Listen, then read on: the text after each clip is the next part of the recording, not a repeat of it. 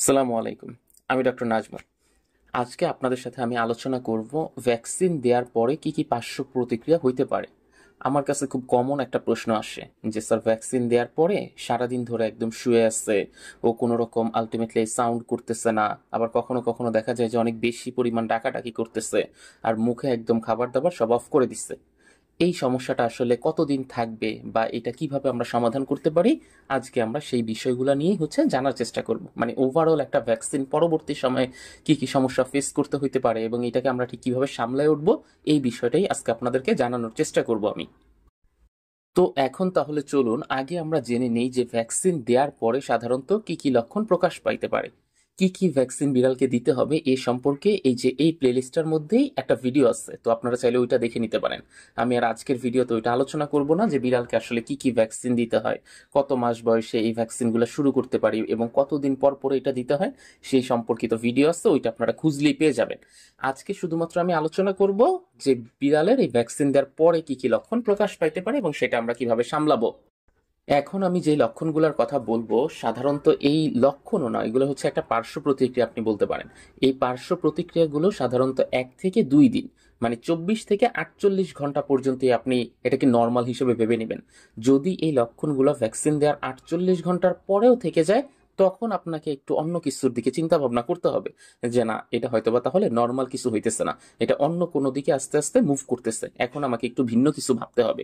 তার মানে 48 ঘন্টা পর্যন্ত কিন্তু এই জিনিসগুলা আলটিমেটলি সবগুলা সেফ, তারপরেই আপনাকে ভিন্ন দিকে চিন্তা করতে হচ্ছে। এখন প্রথম কি কি লক্ষণ দেখা দিতে পারে।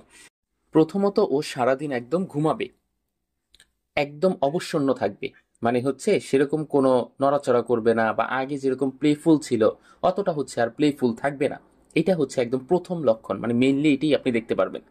খাওয়া দাওয়া আস্তে আস্তে কমায় দিবে, খাবারের প্রতি আগে যে খাবারটা ভাল লাগতো এখন আর সেই খাবারটা ওর ভালো লাগে না, দিলেও খুব অল্প অল্প পরিমাণে খাচ্ছে, এই সমস্যাটাও দেখবেন।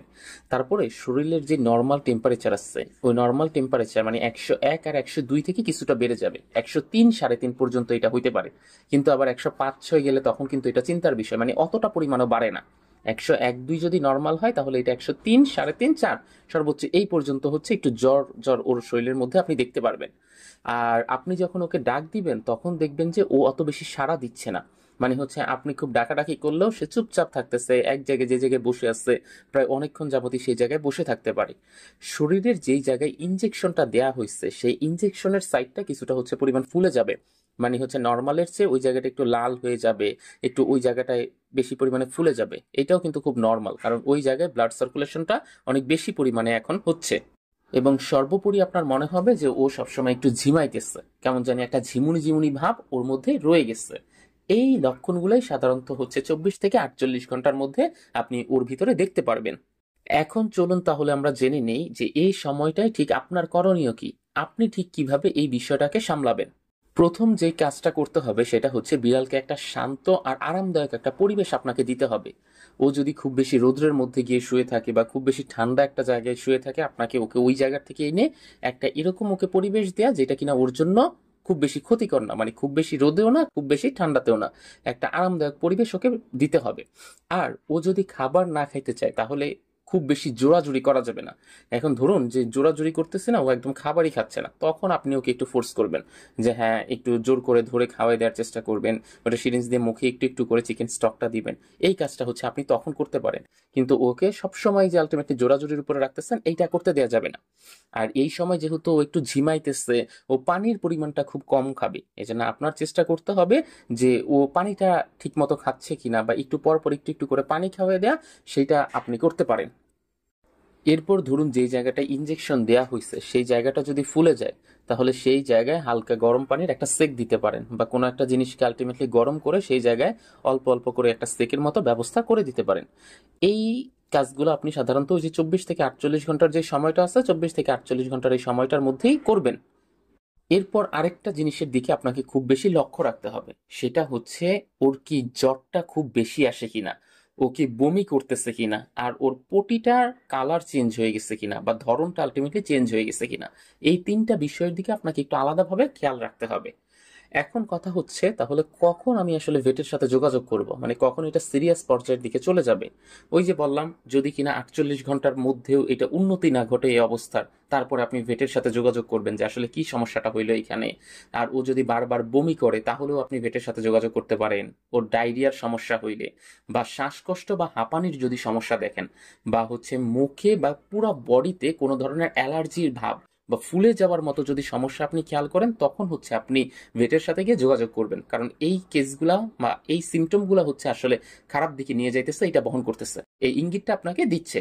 এই জন্য যেই কয়েকটা বললাম যে 48 ঘন্টার মধ্যে উন্নতি না হলে, বমি করলে, ডায়রিয়া হলে, শ্বাসকষ্ট বা হাঁপানির মতো যদি অবস্থা দেখেন, আর পুরা গায়ে র্যাশ বা অ্যালার্জির মতো অবস্থার যদি সৃষ্টি হয়, তখন আপনি আসলে হচ্ছে কি ভেটের সাথে গিয়ে সরাসরি কথা বলবেন। আর এছাড়া আর ওই 48 ঘন্টার মধ্যে উপরোক্ত যদি ঘটনাগুলো ঘটে, ওগুলা খুবই নর্মাল, এইটা নিয়ে কোনো টেনশন করার কারণ নেই। 48 ঘন্টার মধ্যে সাধারণত এটা ঠিক হয়ে যাবে আবার। তো এই ছিল আমাদের আজকের ভিডিও। আশা করি ভিডিওটি আপনাদের ভালো লেগেছে এবং ভিডিওতে যেই টপিকটা সম্পর্কে আলোচনা করেছি আপনারা সেটা খুব সুন্দরভাবে বুঝতে পেরেছেন। যদি আপনাদের এই সম্পর্কিত কোনো কিছু জানার থাকে, আপনারা সেটা কমেন্ট বক্সে আমাকে জানাতে পারেন এবং চাইলে আমার সাথে সরাসরিও কন্ট্যাক্ট করতে পারেন। স্ক্রিনে দেওয়া যে নাম্বারটা আছে সেই নাম্বারে কল করতে পারেন, অথবা এই নাম্বারেই হোয়াটসঅ্যাপ আছে, হোয়াটসঅ্যাপেও আপনারা চাইলে আমাকে নক দিতে পারেন। আমি চেষ্টা করব আপনাদেরকে যে কোনো সময় সার্বক্ষণিক সহায়তা করার।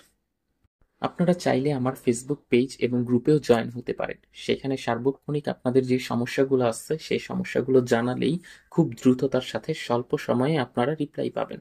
তো আশা করব আমার সেই ফেসবুক পেজ আর ফেসবুক গ্রুপে জয়েন হয়ে যাবেন। ধন্যবাদ সবাইকে, ভালো থাকবেন। আসসালামু আলাইকুম।